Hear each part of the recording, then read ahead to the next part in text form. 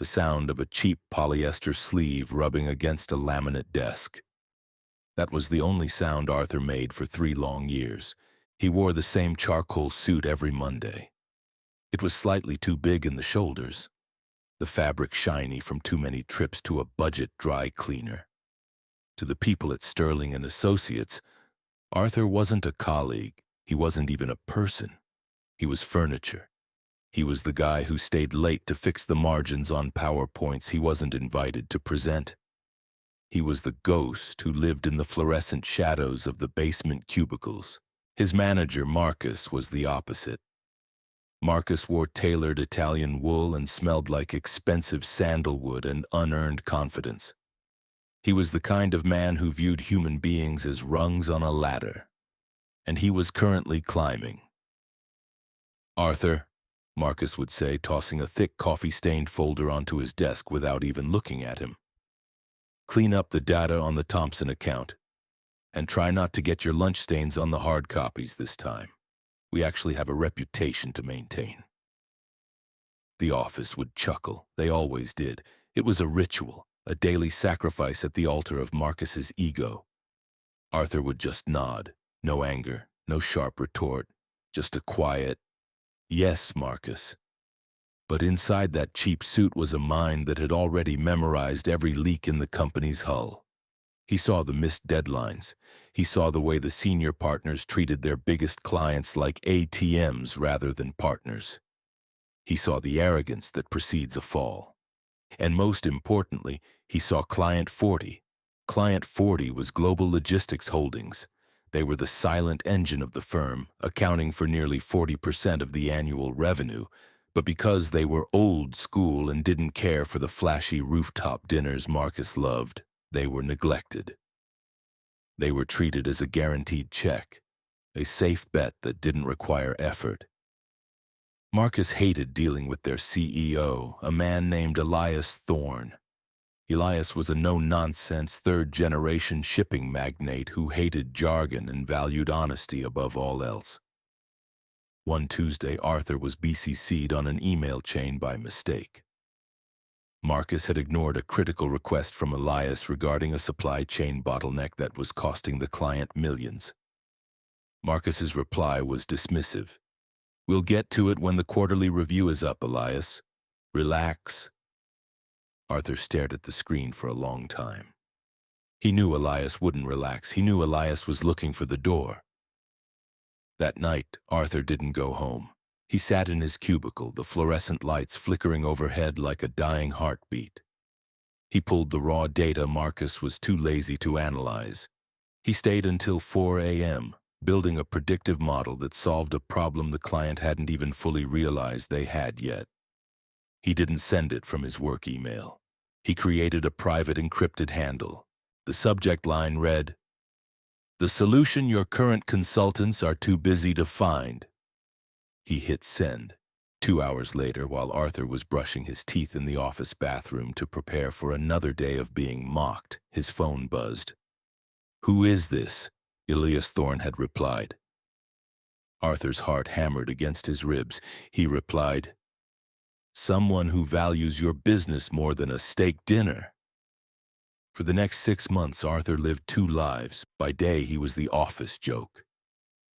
Marcus had stepped up the bullying because the Thompson account was failing, due to Marcus's own incompetence. He needed a scapegoat. "Maybe if you spent less time at your desk and more time learning how to dress, you'd actually close a deal, Arthur," Marcus sneered during a team huddle. He flicked Arthur's tie. "Is this a clip-on? It looks like it. It looks like something you'd find in a bargain bin at a gas station." Arthur looked down at his shoes. He let them laugh. He let the heat rise in his chest and he channeled it into the work. But by night, Arthur was the chief architect of a new empire. He was meeting Elias Thorne in back-alley diners and dimly lit libraries. Elias was impressed. No, he was floored. "They have no idea what they have in you, do they, Arthur?" "They see the suit, Elias," Arthur said quietly. "They don't see the spreadsheets. They don't see the hours." It wasn't just advice anymore. Arthur was drafting a massive restructure plan.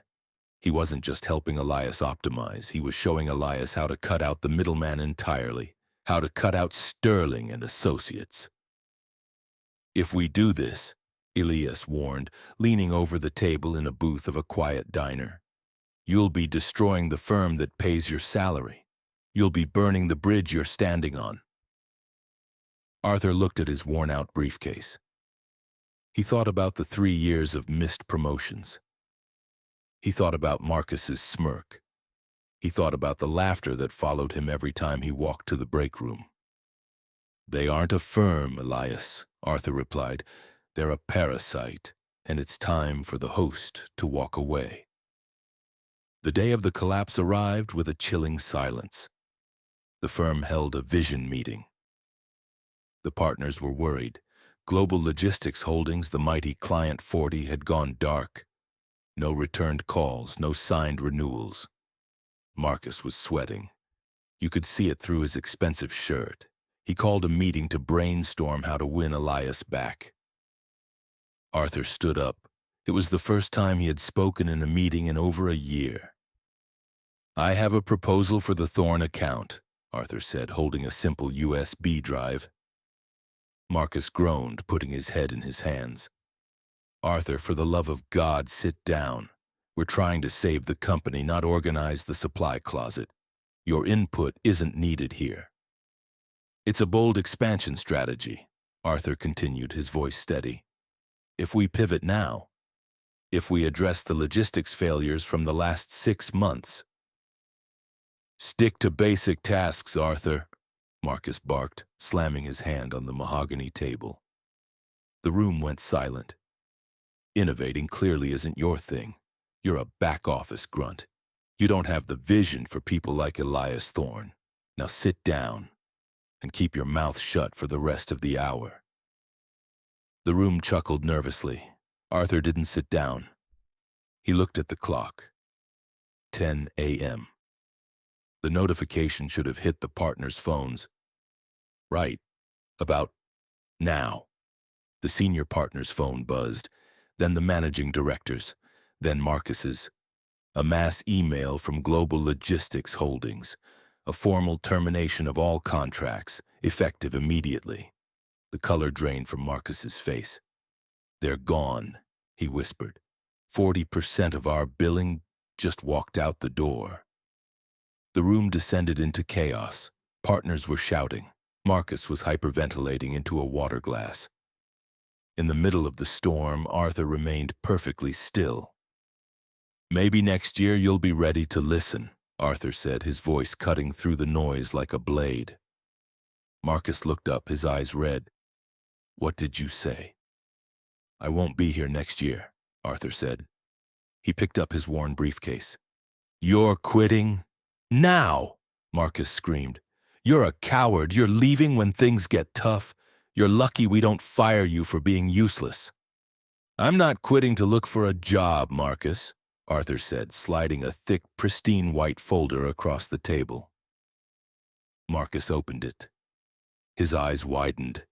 He started to shake. It wasn't a resume. It was a buyout agreement. Arthur had used his consulting fees from the last 6 months, combined with a massive investment from Elias Thorne, to form a new holding company. That company had just purchased the debt of Sterling and Associates. "You?" the manager scoffed, his voice breaking into a high-pitched squeal. "You don't have this kind of power." "I have the vision," Arthur said, "and I have the client. As of 10 minutes ago, I own the lease on this building, and I own your contract." Silence. The kind of silence that feels heavy enough to crush the lungs. The senior partner looked at the documents, then at Arthur, then at Marcus. "Arthur," the partner stammered, his face a mask of desperation. We clearly undervalued your contribution. Let's go to my office. We can talk about a partnership, a real one." Arthur smiled. It wasn't a mean smile. It was a tired one. "The time for talking ended 3 years ago," Arthur said. "By the end of the month, I'll be moving the operations to a new headquarters. If any of you wish to apply for a position at my new firm, you can submit your resumes to my assistant. But keep in mind, Arthur looked Marcus directly in the eyes. We have a very strict policy against basic thinking. Arthur walked out. He didn't look back. Over the next 2 weeks, the office joke became the Titan. Half the staff, the ones who actually did the work, the ones Arthur had watched for years, sent their resumes to Arthur's new private office. Marcus sent 3 emails. The first was an apology. It was long, rambling, and pathetic. The second was a plea for his job, mentioning his family and his mortgage. The third was a desperate request for a recommendation. Arthur never replied. He didn't need to. He didn't need to shout or post on social media or rub his success in their faces. He just kept wearing the same suit. Except now, it was made of the finest Italian silk, and it fit him perfectly. Because some revenge isn't loud, it's measured, and it's permanent.